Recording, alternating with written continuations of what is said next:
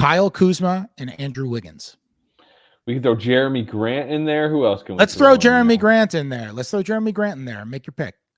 Or rank them. Rank those three. I want to hear the ranking of those three. Yeah, I'll go Kuzma, Wiggins, Grant. I don't know. Again, I mentioned it earlier on the Tyus Jones. I just think there's more motivation from Washington, and it's probably just from location bias for me, just being around the Warriors situation. I'm just skeptical that a Wiggins trade is going to materialize that is good enough for them to, decide to do it. So that's why I Slater, what's the level of discontent when it comes to Wiggins and just that Kuminga dynamic and the idea that, do they need to do something to kind of, release pressure from?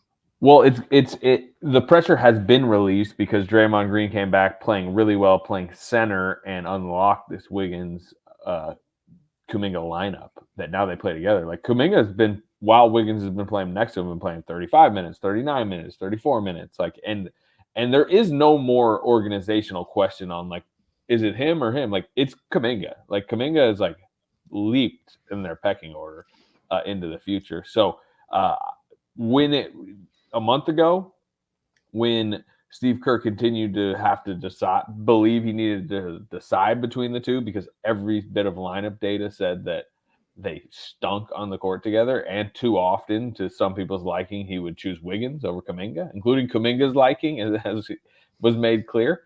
That is when I felt it was more likely there might need to be what you're talking about, like, oh no, like Wiggins just needs to be traded to get him out of Kuminga's way, where he's not really in his way nearly as much anymore. And in some ways, like, they need big wings. Like, when you talk to people in the Warriors, like, what do you need right now? Oh, 6'7" guys who can guard on the perimeter and can hit threes and like help. Like, what they really need him to play like Wiggins. They need Andrew Wiggins from the 2022 playoffs. Like that, right. That would really help their team right now.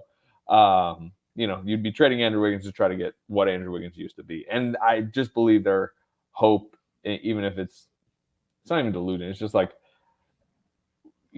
it's more likely that he just plays like that than whatever we get for him is not going to be Andrew Wiggins. So, right. And then Jeremy Grant third on that. It just doesn't seem like Portland wants to.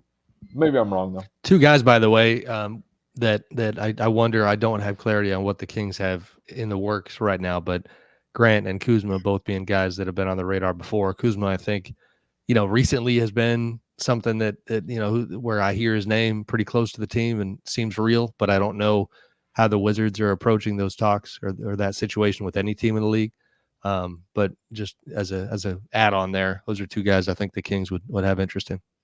Yeah, worth mentioning on Kuzma too. He's got a decreasing contract, whereas Grant has an increasing contract, and that can be a big difference for. Not even just increasing, like big, like huge deal, bigger than Kuzma's. Yeah, bigger than Kuzma's. Huge deal. I mean, Portland is not in a position where they're trying to win now. They're not in a position where they're trying to win next year. Having one really big contract that honestly still isn't even really that close to a max because the max is so expensive. Having one really big contract on your books, if you're not a team that's trying to win, is like fine. It's manageable. They're not going to go into the tax. They would probably have to attach something to the Grant deal in order to get him out. They like him in their locker room. They like him as a guy. Like, I don't see why there would be a trade that would make sense for him today. Maybe a couple years down the line, but I don't see it today.